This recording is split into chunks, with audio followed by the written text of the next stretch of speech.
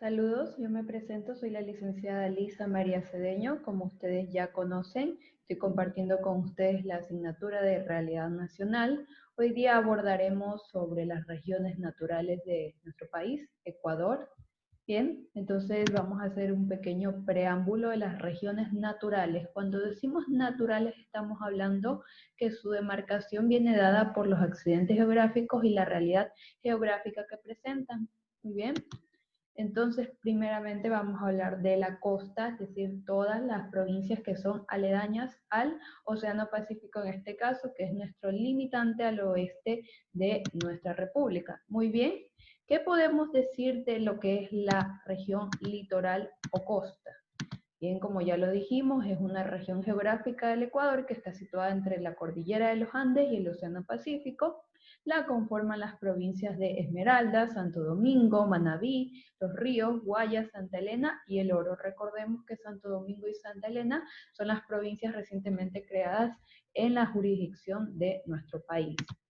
Bien, ¿cómo está conformado geográficamente lo que es la costa? El sistema montañoso de la región está conformado por la cordillera costera, compuesto por varios sistemas montañosos pequeños como el Cerro de las Cabras, Cerro de las Peñas, Santana y el Carmen, que continúan hacia el norte de los nombres de Chongón, Colonchi y Manglar Alto. La parte más ancha se encuentra en la provincia de Guayas con 180 kilómetros. Bien, dijimos un poco de que en la geografía ecuatoriana hay bastante incidencia, bastante impacto por parte de la cordillera de los Andes, que es una cordillera grande que no se origina del todo en Ecuador, pero influencia sobre todo su clima.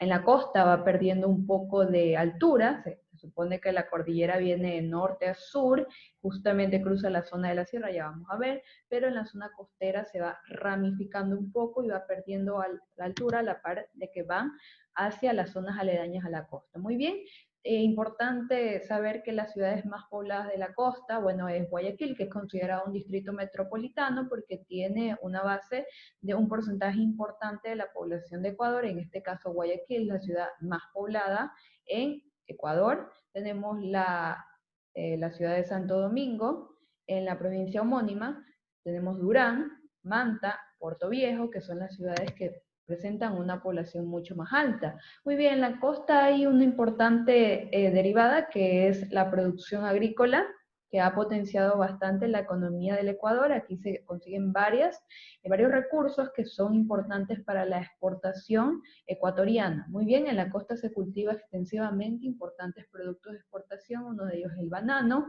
se produce además café, cacao, arroz, soya, caña de azúcar, algodón, frutas y otros cultivos tropicales. Muchos bosques han sido destruidos por la actividad agrícola, pero aún se pueden encontrar importantes zonas donde existe vegetación primaria. Esas son las características principales de un poco lo que es el ecosistema de la costa. Hay, como ya lo vimos anteriormente, bosques secos, bosques húmedos, hay también zonas costaneras, también tenemos lo que es el manglar. Es importante saber que sea que se haya explotado agrícolamente algunos recursos dentro de la costa, tenemos todavía en algunas zonas específicas lo que es una vegetación de tipo primaria, es decir, que no ha sido tocada por el hombre. Muy bien. ¿Cuál es un poco la historia de la región costa? Aquí, obviamente, antes de la conquista española hubieron varias culturas, se datan incluso tiempos muchos años atrás, siquiera 12.000 años atrás, son culturas que vinieron avanzando y mostraron un esquema social importante y logros importantes dentro de sus características culturales. Muy bien, los primeros pobladores de lo que hoy es Ecuador fueron tribus nómadas de cazadores recolectores llegados desde el norte. Las poblaciones del periodo preincaico vivían en clanes. La cultura valdivia se extendió desde Manabí hasta la provincia de Santa Elena, convirtiéndose en la primera de América. Algunos de estos clanes constituyen grandes tribus, y algunas tribus incluso se aliaron entre sí formando poderosas confederaciones. Ya sabemos que, por ejemplo, la cultura valdivia rendía el culto a la Venus Valdivia, de la cual hay vestigios todavía históricos. Tenemos lo que es la cultura manteña, tenemos la cultura huancavilca, tenemos muchas culturas, como pudimos ver, eran más de tipo agrícolas y en base al periodo de estudio, al periodo étnico, se pueden clasificar. Muy bien. Los manteños, que constituyen una de las últimas precolombinas. Cuando usamos el término precolombino estamos hablando de antes de la llegada de las carabelas de Colón. Muy bien, en la región litoral del Ecuador, y fueron quienes en sus poblados contemplaron las naves españolas por primera vez surcando las aguas ecuatorianas del Mar del Sur. De acuerdo a la evidencia arqueológica, las crónicas de los españoles se extendía desde la actual bahía de Caracas, en la provincia de Manabí, pasando por el Cerro de Hojas y extendiéndose hasta el sur de la provincia. Esta es una cultura importante porque fueron grandes navegantes, hacían comercio con culturas de Centroamérica, y se puede evidenciar por la presencia de la concha de Spondylus, un molusco, en las zonas de México. Entonces puede inferirse que eran grandes navegantes. La cronología determinada por las culturas se extiende desde el año 600 de nuestra era hasta 1534, año en que Francisco Pacheco fundó la villa de Puerto Viejo. Esta civilización levantó ciudades tales como Tacamal, Tanqué, Ocay. Sin embargo, la ciudad más importante de esta civilización fue Cancebí, ciudad que albergó a más de 500.000 habitantes. Los huancavilcas también constituyen la cultura precolombina más importante del Guayas.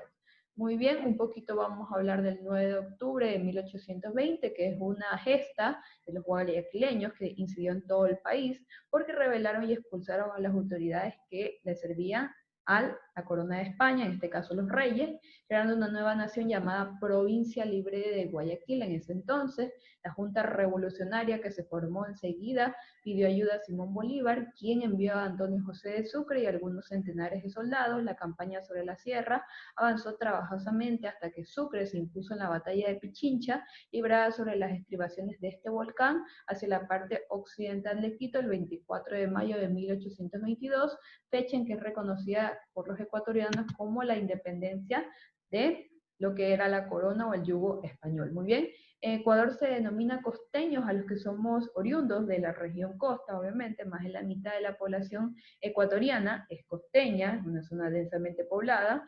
8.5 millones y medio de personas viven en la costa del Océano Pacífico. Dentro de este grupo podemos un poquito ver que las características culturales están primadas, o bueno, están imperadas por los mestizos.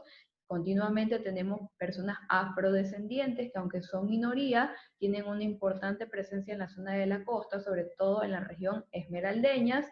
Hay culturas autóctonas, como es por ejemplo, el caso del clan de los Aguas, y sobre todo de los colorados en Santo Domingo de los Áchilas, ¿verdad? Entonces tenemos todavía ciertas culturas, si bien es cierto que con la conquista se dejó bastante, no se respetaron muchas costumbres, como por ejemplo en la sierra, todavía hay presencia de ellas. Vamos a hablar un poquito de la región interandina o sierra, que está conformada por 11 provincias. Las voy a decir rápidamente: Carchi, Imbabura, Pichincha, Cotopaxi, Tungurahua, Bolívar, Chimborazo, Cañar, Azuay. Y la provincia de Loja, tenemos ahí las capitales de cada una de las provincias. Muy bien, la región interandina del Ecuador es una de las 4 regiones naturales de dicho país, comúnmente conocido como sierra. Tiene sus orígenes en las culturas incaicas y preincaicas, que fueron enfrentadas en sus tiempos en la conquista española. La serranía ecuatoriana se extiende por los Andes, que atraviesa de norte a sur al Ecuador. Muy bien, en esta zona hubo muchas culturas. Algunas todavía se conservan, porque podemos destacar, por ejemplo, a las culturas como caranquis, yumbos, quitos, panzaleos, puruáes, cañaris y paltas. Importante nombrar a los cañaris y paltas, ¿por qué? Porque unos sucumbieron, los paltas en este caso sucumbieron a los incas, y los cañaris transaron con ellos, es decir, hicieron una especie de alianza. Entonces se fueron formando, fueron parte de lo que fue la civilización inca. De hecho, en la zona de Tomebamba, actual Cuenca, nacieron los principales futuros reyes del imperio incaico. Estamos hablando de Huayna Cápac, que era el padre de Atahualpa, y bueno, en Atahualpa nació también en suelo ecuatoriano. Bien. A comienzos del siglo XIX, las insurrecciones acogieron a las prédicas de Eugenio Espejo del siglo anterior. Los primeros movimientos empezaron en 1809 con la rebelión de los criollos contra el gobierno español bajo control napoleónico, es decir, que ellos se reunían de forma secreta. Había teorías, bueno, desde la perspectiva española, conspirativas, hasta que esto se pudo concretar el 10 de agosto, como todos nosotros conocemos, que es la gesta histórica, que define al primer grito de independencia en Ecuador. Muy bien, en la región interandina o sierra se encuentra la cordillera de los Andes y la atraviesa de norte a sur, como ya lo vimos anteriormente. Entre la cordillera occidental y oriental se encuentra una depresión que es el Callejón Interandino. En este fueron sedimentados los productos de la erosión de las dos cadenas montañosas y el material volcánico. Existen muchos nudos que dividen esta región de trecho en trecho a manera de una gigantesca escalera formando ollas o cuencas, es decir, es bien accidentada la cordillera de los Andes que atraviesa nuestro país, es decir, hay nudos, hay lo que son ollas o cuencas, que son otros tipos de accidentes geográficos que están determinando bastante la altura y el clima del Ecuador. La región interandina ecuatoriana se pueden apreciar también ciudades pobladas como Quito, Cuenca, Loja, Ambato, Riobamba e Ibarra. Tenemos un poquito lo que es la región de la Amazonía. Aquí tenemos el mapa de las provincias que lo constituyen. Tenemos a la provincia de Sucumbíos, Napo, Orellana, Pastaza, Moronas, Santiago y Zamora Chinchipe. Llama la atención la extensión que tiene. Obviamente es una de las provincias, cuando hablamos de territorio, más extensas. Cuando hablamos de población no tanto, porque es una zona densa que en comparación con las demás provincias, tiene una densidad muy baja. Dentro de la Amazonía, que es una región geográfica del Ecuador situada entre la cordillera de los Andes y los límites de Perú y Colombia, encontramos, como lo dije anteriormente, a las provincias de Napo, Orellana, Pastaza, Moronas, Sucumbíos y Zamora Chinchipe. Muy bien. ¿Qué es lo importante y qué es lo que determina lo que podemos considerar lo valioso de nuestra Amazonía, además de sus culturas? Es obviamente las características naturales que tiene, porque es un afluente del Amazonas. La vertiente de la Amazonía está formada por la afluencia de numerosos ríos, en este caso son ríos caudalosos, pero en ciertas formas son navegables, sobre todo guiados por las personas de esas culturas. Tenemos el río Napo, por ejemplo, tenemos el río Coca, el río Guarico y el río Guararay, río Pastaza y río Santiago, que son importantes para lo que es el transporte fluvial de las personas que residen en estos territorios. Un poquito voy a nombrar a las principales etnias de la Amazonía que están confederadas, actualmente tienen un reconocimiento ya legal como confederaciones y pueblos indígenas. Muy bien, tenemos lo que son los ionas, los copanes, los secoyas, los guaraníes, los záparos, Ashuar y Shiwar. Es importante recordar que pese a que algunas están confederadas, muchos pueblos todavía no están del todo contactados, es decir, no tienen una interrelación con la civilización como tal. Entonces ellos escapan hasta cierto punto de ciertas normativas del Ecuador porque son pueblos no contactados. Muy bien, se les respeta su tierra, que por herencia les pertenece, y de pronto cuando hay problemas entre ellos mismos, es complicado para la justicia ecuatoriana intervenir. Pero estas son las principales etnias que existen, con las que se pueden llegar a muchos acuerdos cuando se hablan en instancias ya mayores con base jurídica. Muy bien.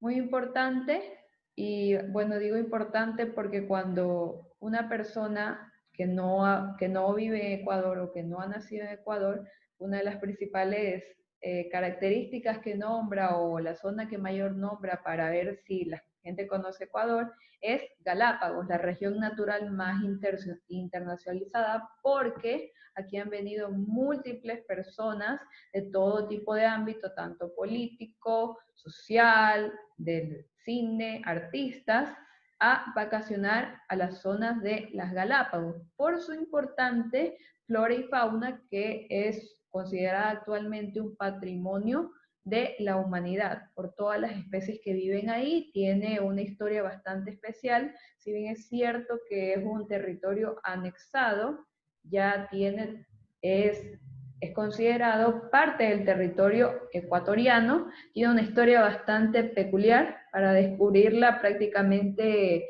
se perdieron las personas, los navegantes de aquel entonces. Bien, vamos a hablar un poquito de la región insular o Galápagos. La cuarta región natural está formada por el archipiélago de Colón o Galápagos, que se encuentra aproximadamente a 600 millas de la costa.